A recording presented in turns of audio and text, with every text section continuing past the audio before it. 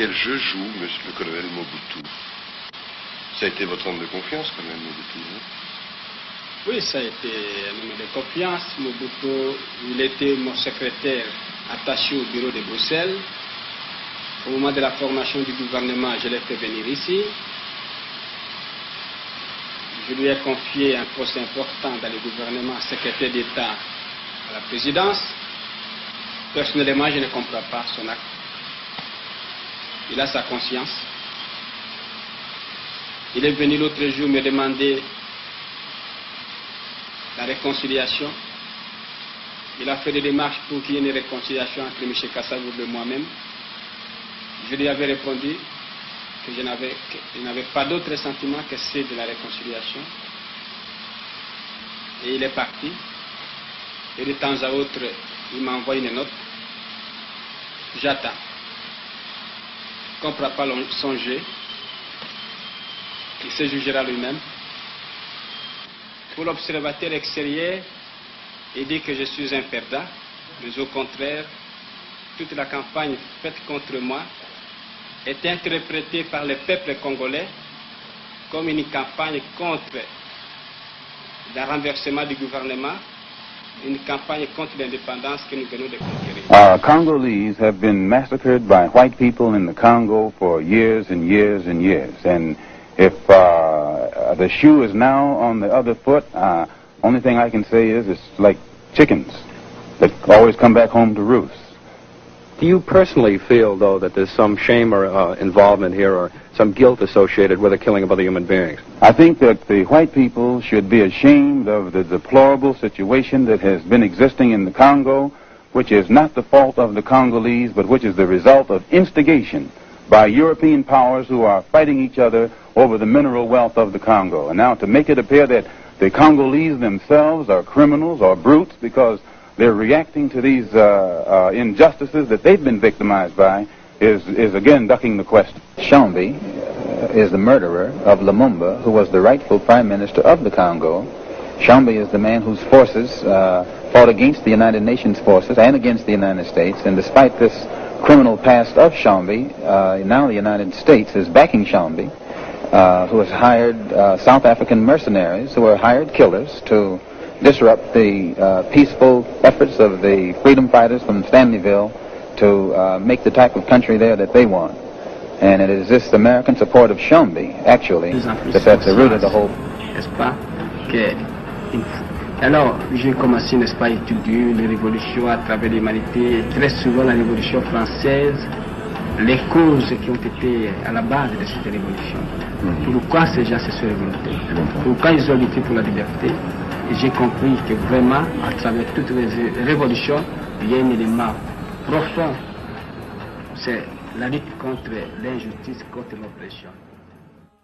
Les deux textes que nous venons de lire nous disent que la terre appartient à Dieu, mais il a donné la gestion de cette terre à l'homme. En d'autres termes, la République démocratique du Congo appartient à Dieu, mais il a donné la gestion de ce pays à nous les Congolais. Prions le Seigneur. Dieu notre Père, nous voulons écouter ta parole. Utilise-nous comme de simples instruments, mais que ton peuple t'entende toi. Au nom de Jésus-Christ. Amen.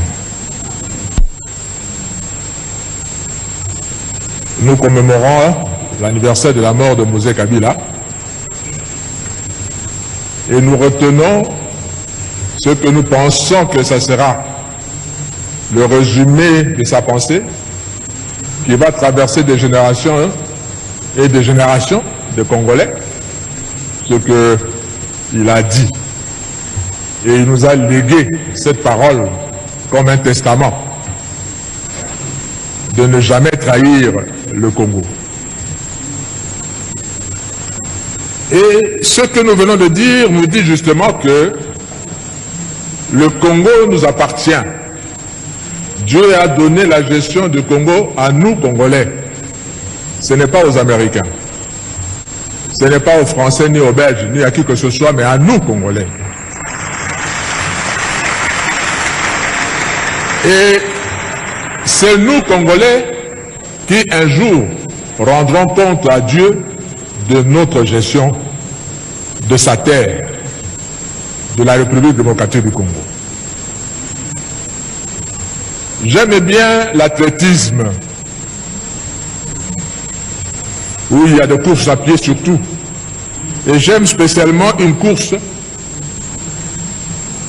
la course de relais, où une personne transmet le bâton à une deuxième personne, à une troisième, à une quatrième. La première personne à courir, on doit toujours prendre quelqu'un qui est meilleur. Parce que de ses efforts dépendront le reste à courir.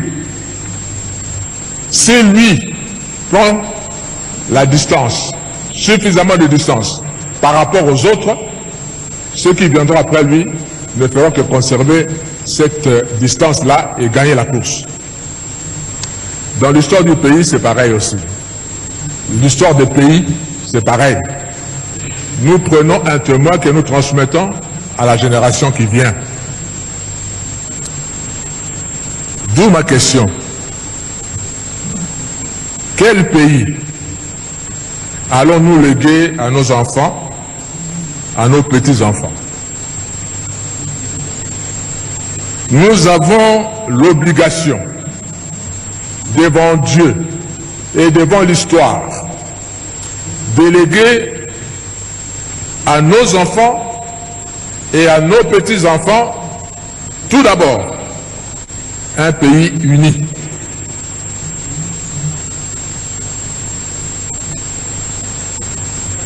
Nous n'allons pas léguer à nos enfants un pays divisé. Un pays uni, nous savons que nous avons autant de populations, autant de peuples, autant de langues, autant de cultures, mais c'est ça qui fait la force d'un pays. Quand nous pouvons nous sentir, nous tous, un, c'est ça qui fait la force d'un pays. Nous ne devons pas transmettre un territoire désuni à nos enfants, parce que nous-mêmes, nous avons reçu un territoire uni. Frères et sœurs, ne cédons pas 1 millimètre de notre pays à qui que ce soit. Nous avons cette obligation historique devant Dieu et devant l'histoire. Ce que nous avons reçu de nos pères, nous devons transmettre cela à nos enfants. Nous avons reçu un pays uni. Nous transmettrons à nos enfants un pays uni. Nous devons transmettre en deuxième lieu à nos enfants un pays riche. Vous savez, Dieu lui-même ne comprend pas pourquoi nous, les Congolais, nous sommes pauvres. Qu'est-ce qu'il n'a pas donné au Congo? Qu'est-ce qu'il ne nous a pas donné pour que nous soyons considérés parmi les pays pauvres? Quand nous regardons d'autres pays, je ne vais pas citer de noms, ils ne vivent que d'une seule richesse. Il y en a qui ne vivent que du tourisme. Il y en a qui ne vivent que du pétrole. Il y en a qui ne vivent que de la banque. Mais nous, Dieu nous a tout donné. Nous avons du pétrole à Mwanda. Et ce n'est pas seulement le pétrole à Mwanda. Chez moi, à la Québec centrale, il y a du pétrole.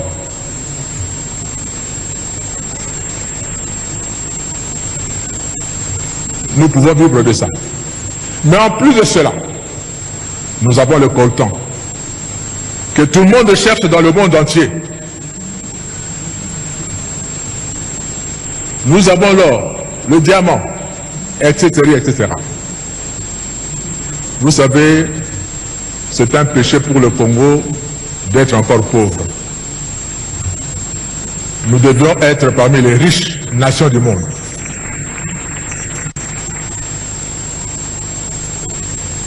Jésus dit dans Luc chapitre 12, verset 48, « On demandera beaucoup à qui l'on a beaucoup donné, et on exigera davantage de celui à qui l'on a beaucoup confié. » Dieu nous a donné beaucoup, et il nous demandera beaucoup également. Nous devons léguer à nos enfants un pays avec une autosuffisance alimentaire. Quand vous prenez l'avion, vous circulez dans notre pays et vous regardez la verdure qu'il y a.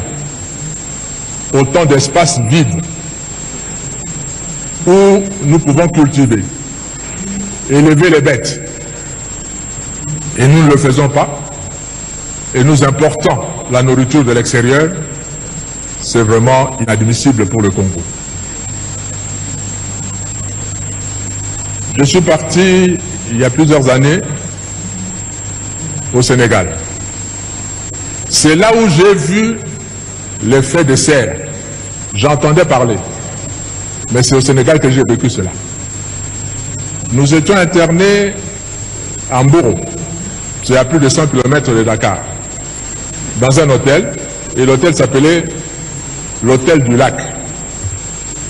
Et nous tous on cherchait le lac. On ne voyait pas le lac. On a posé la question aux Sénégalais eux-mêmes, mais pourquoi vous avez donné à cet hôtel le nom de l'hôtel du lac? On dit, ben, monsieur, vous regardez juste devant la piscine, il y a une crevasse là. Oui. Il y a 10 ans, il y avait de l'eau. On traversait de ce point à l'autre par pirogue. On pêchait des caïmans ici, des poissons ici. Mais tout cela s'est asséché. Je suis parti passer toute une semaine dans un village, à plus de 500 km de Dakar. Heureusement pour le village, et c'est ça qui a fait que le village continue à vivre. Les Français sont venus creuser un puits de plus de 300 mètres pour trouver de l'eau. Et c'est cette eau-là, ce puits-là, qui faisait vivre tout un village. Et moi j'ai dit à celui qui me logeait, j'ai dit, ben, nous à Kinshasa, dans certaines communes, vous creusez la terre pour poser la fondation de votre maison, vous commencez à vous battre avec de l'eau. 30 cm à peine, vous avez de l'eau. Dieu nous a bénis. Et quand j'ai vu les gens de Dakar, au Sénégal, vous trouvez des fruits partout, des pastèques, de ceci, de cela, partout. Nous, on a la grâce d'avoir autant de saisons. Quand il ne pleut pas à Kinshasa, il pleut à Goma. Quand il ne pleut pas à Goma, il pleut au Katanga, etc., etc. Et comment nous pouvons importer certaines choses? Je reconnais que nous ne sommes pas avancés du point de vue technologique. On peut importer la technologie. Mais de penser le peu de devises que nous avons pour importer à manger, c'est vraiment inadmissible pour le Congo.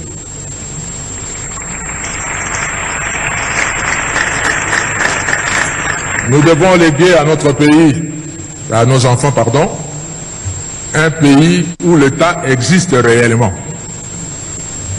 Je dis bien réellement. Parce que j'ai l'impression que l'État n'existe pas vraiment. Je vais donner juste un exemple.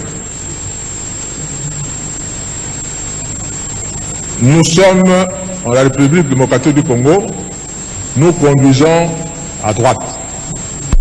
Et le volant de notre voiture se trouve à gauche. C'est comme en France, c'est comme aux États-Unis, c'est comme en Allemagne. Vous allez chez les Allemands, chez les Anglais, et ils conduisent à gauche et le volant à droite. Dans des pays anglophones, comme l'Afrique du Sud, etc., c'est comme ça. Dans tout ce pays, quand vous allez, là où on conduit à gauche et le volant à droite, toutes les voitures sont comme ça. Vous allez dans d'autres pays, où on conduit à droite comme nous et le volant à gauche, toutes les voitures sont comme ça, sauf chez nous. Les volants devaient être à gauche.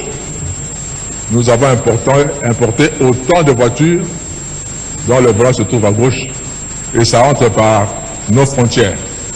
Alors que si vous osez faire ça aux États-Unis, on vous dira que c'est non conforme à la législation américaine, ça n'entre pas. Chez nous, ça entre.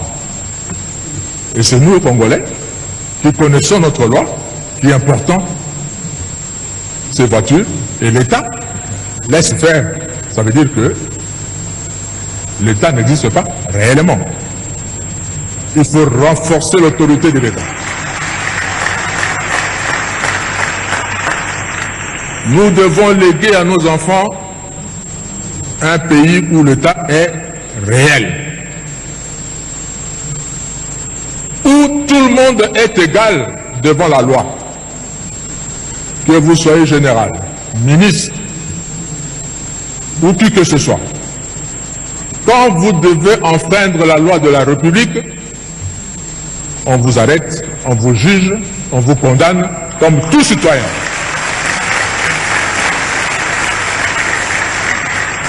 J'étais étudiant aux États-Unis à l'époque du président Reagan. Un matin, on se réveille, breaking news. Toutes les télévisions. Qu'est-ce qu'il y a? On a tiré sur le président. On a vu ça en direct. Et moi j'ai dit, en bon congolais à l'époque c'était Zaïrois, j'ai dit, oh là là là là là là là. Ces garçons a cherché un problème à sa famille. Parce que je me rappelle de nous. J'ai dit, ben on va même pas le juger. On va le condamner, on va le tuer, peut-être tuer toute sa famille. Je raisonnais comme ça. Mais les États-Unis m'ont donné une leçon. On l'a arrêté comme un citoyen américain. On l'a jugé comme un citoyen américain. Même s'il a tiré au président des États-Unis, on dit, ben, c'est un citoyen américain qui a tiré au citoyen américain, même si c'est le premier citoyen, mais c'est un citoyen américain. On l'a jugé. Et comme il venait d'une famille riche, il a trouvé un avocat de haut rang. Ils ont plaidé l'insanité, la déficience de sa tête, de son intelligence. Curieusement, la Cour a cru, parce qu'on a fait des tests et c'était vrai, on ne l'a pas condamné. On l'a condamné plutôt à être soigné. J'étais abasourdi. Un monsieur qui tire sur un président de la République et on lui donne un procès équitable. Et au lieu de le condamner en prison, on le condamne à aller plutôt être soigné. Parce que, et c'est la leçon que j'ai appris là-bas, tout le monde est égal devant la loi. La tendance du Congolais, c'est de dire que la loi est là, mais moi je suis au-dessus de la loi. Parce que je suis. Nous devons léguer à nos pays, à nos enfants, un État responsable, où tout le monde est égal devant la loi. Nous devons léguer à nos enfants un pays où l'on circule librement. Quand je parle de circuler librement, je vois le transport, pas seulement de la ville, mais surtout de routes interprovinciales, intervilles, etc., etc. J'étais dans une rencontre à Nairobi, une rencontre de l'église. Je vous assure qu'il y a des gens qui nous aiment. Parce que j'ai assisté à la prière de gens qui priaient pour mon pays, j'ai eu de larmes aux yeux. Et ils ont prié pour le Congo, pourquoi? Parce que on a appelé, c'est une rencontre de l'église. Et moi je suis de l'église. On a appelé des experts, qui ne sont pas de l'église, pour nous parler de l'Afrique. et on appuie un secteur, le transport. Quand vous prenez votre véhicule en Afrique du Sud, vous allez traverser tout le pays du Sud, vous montez vers le nord. Vous allez traverser ce pays par route. Et tout s'arrête en République démocratique du Congo. Quand vous entrez au Congo, il n'y a plus de route. Vous allez d'est à l'ouest de l'Afrique, vous venez, vous vous arrêtez en République démocratique du Congo, vous n'allez plus entrer parce qu'il n'y a plus de route. De nord vers le sud, c'est pareil, vous vous arrêtez seulement en République démocratique du Congo. Et les gens ont prié pour qu'un jour, quelqu'un puisse quitter le sud, traverser le Congo, ce grand pays, le Congo, et aller jusqu'au nord avec sa voiture. Et j'aimerais que le Congolais entre eux circule. Quelqu'un de Mbandaka va aller passer les vacances à Goma. Quelqu'un de Goma va passer les vacances au Katanga avec sa voiture, avec sa famille, comme ça se fait ailleurs. Et c'est en circulant que les gens vont se connaître. Et ça va créer la cohésion nationale, l'unité nationale. On aime que quelqu'un qu'on a vu, qu'on a touché, qu'on a côtoyé, avec qu'on a causé. Si on n'a jamais vu quelqu'un, comment on va l'aimer? Nous avons l'obligation devant l'histoire à léguer un tel pays à nos enfants. Un pays où il fera beau vivre. Sinon, nos enfants vont commencer à nous quitter pour aller mourir à l'océan Pacifique ou à la mer Méditerranée pour chercher mieux ailleurs. Et c'est autant d'enfants qui vont nous quitter à cause de ça. Non, nous voulons que nos enfants aiment notre pays, restent dans notre pays, travaillent dans notre pays, parce que dites-moi dans tout le monde entier, quel est ce grand pays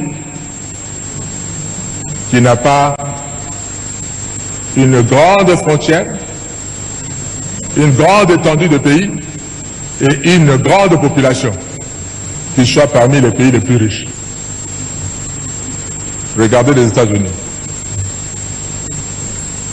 Autant de kilomètres carrés de superficie, mais autant de millions d'habitants. Les États-Unis peuvent développer juste un marché interne. Ils vont vivre avec ça. Parce qu'ils sont nombreux. Il suffirait que Michael Jackson, qui est mort, sorte un disque. Et aux États-Unis, ils sont à plus de 250 millions d'habitants. S'ils vendaient le disque à $1 seulement, et que 100 millions d'Américains achètent, ou 40 millions d'Américains achètent, il a 40 millions. Il a 100 millions. Il n'a pas besoin que son disque soit vendu en Europe ou en Afrique. Il n'a pas besoin de ça, parce qu'il se fait suffisamment riche à l'intérieur de son pays. Les McDonald's, ils ont commencé à être riches chez eux, avant de conquérir le monde. Nous devons être grands. Dieu nous a donné la superficie qu'il faut. Et nous devons avoir une population jeune, qui travaille, qui aime le pays et que nous utilisons nous-mêmes ici. Je voudrais m'adresser un peu à nos voisins, parce que nous sommes entourés. Même si le Congo nous appartient, Dieu nous a donné une mission pour l'Afrique. France Fanon avait raison de dire que l'Afrique a une forme de revolver dont la gâchette se trouve au Congo justement. Le jour où le Congo décolle, je vous assure que l'Afrique va décoller également, par effet d'entraînement. Si vous allez aux États-Unis, le pays comme le Mexique, le Canada, ont décollé parce que les États-Unis ont décollé. Et quand le Congo va décoller, les autres vont suivre.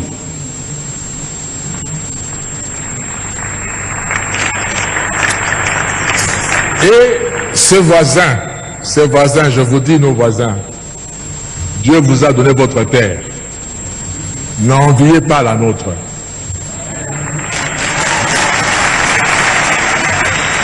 Travaillez chez vous. Je prends la petite Suisse en Europe. La petite Suisse est entourée par la France, un grand pays, l'Allemagne, un grand pays par rapport à la Suisse, l'Italie, un grand pays par rapport à la Suisse. Et dans la Suisse, ils parlent les 3 langues de ce pays-là. Mais ils sont fiers d'être Suisses. Ils n'envient ni la France, ni l'Italie, ni l'Allemagne. Mais puisqu'ils se sont tournés chez eux, à travailler chez eux, Dieu leur a donné la confiance du monde entier. Tout le monde entier va garder son argent en Suisse. Et la Suisse vit de ses banques.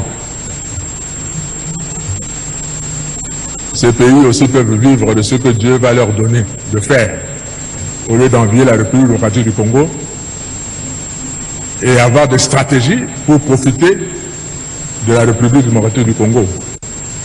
Surtout, ne prenez pas 1 centimètre de la République démocratique du Congo.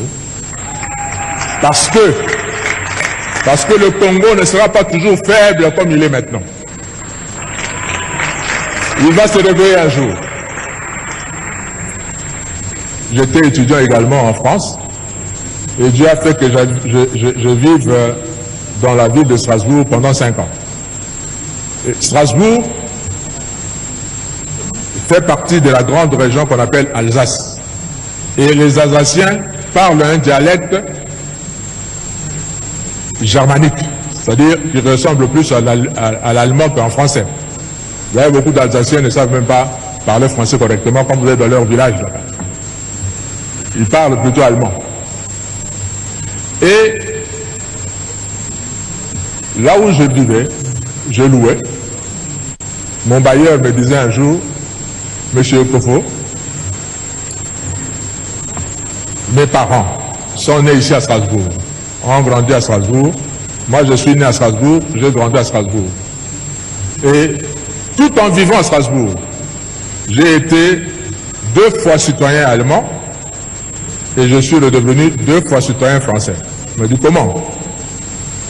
Parce que lors de la Première Guerre mondiale, 14-18, l'Allemagne a envahi la France et a récupéré, selon l'Allemagne, son droit sur l'Alsace qui lui appartient historiquement, parce qu'il parle la même langue. On a récupéré ça. La guerre de 18 se termine, les Allemands perdent la guerre. La France récupère son territoire. On arrive à la guerre de 40-45, pareil. L'Allemagne envahit la France et récupère l'Alsace. En 1945, l'Allemagne perd la guerre, la France récupère sa terre. Le Congo, si vous prenez, vous osez prendre une partie du Congo maintenant, nos enfants vont le récupérer les années qui viennent.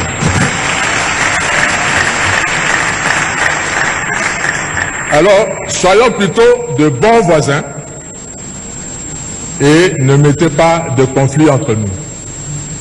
S'il vous plaît, nos voisins. Je voudrais m'adresser aux pays riches. Je suis content que les ambassadeurs sont nombreux. Là-bas. S'il vous plaît, soyez nos porte-parole auprès de vos pays respectifs. Vous avez la technologie. Nous n'avons pas la technologie. Vous êtes riches. Nous sommes pauvres. Aidez-nous à développer notre pays. Vous en tirerez toujours les dividendes. Si par exemple, vous aidez le Congolais à avoir de belles routes partout, et que le Congolais vive bien, combien de voitures seront achetées chez vous? Parce que nous n'avons pas la technologie de fabriquer des voitures. Combien de voitures seront achetées chez vous? Si vous permettez que l'électricité arrive dans nos villages et que le villageois congolais a suffisamment de moyens pour acheter juste un poste téléviseur, combien de postes téléviseurs vous vendrez au Congo? Je sais que les industries qui fabriquent les armes profitent quand il y a la guerre pour écouler leurs marchandises. Mais quand il y a la paix également, vous allez toujours vendre vos marchandises. Parce que tout le monde sait, celui qui veut la paix prépare la guerre. Même en période de paix, les armées vont toujours acheter de quoi se défendre auprès de vous. Si le Congo est riche et nous avons un vaste pays, combien d'avions on achètera chez vous parce qu'on n'en fabrique pas chez nous? Si vous nous aidez à avoir des chemins de fer, combien de locomotives vous vendrez? Aidez-nous. Le monde est devenu un petit monde planétaire. Il suffirait qu'on touche quelque part, c'est connu dans tout le monde entier, et le résultat, où le problème se fait sentir partout. Aidez le Congo. Quelqu'un qui est malade et vous l'aidez, quand il sera en bonne santé, il ne vous oubliera pas.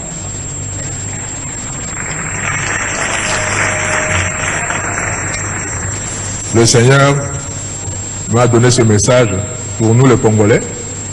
Nous avons l'obligation de léguer un bon pays à nos enfants. Et nous avons demandé aussi à nos frères et sœurs qui partagent avec nous ce continent d'Afrique d'être de bons voisins et demander à ceux qui sont les maîtres du monde maintenant de s'occuper du Congo aussi. Parce que, qui sait, l'histoire nous montre que l'aiguille tourne.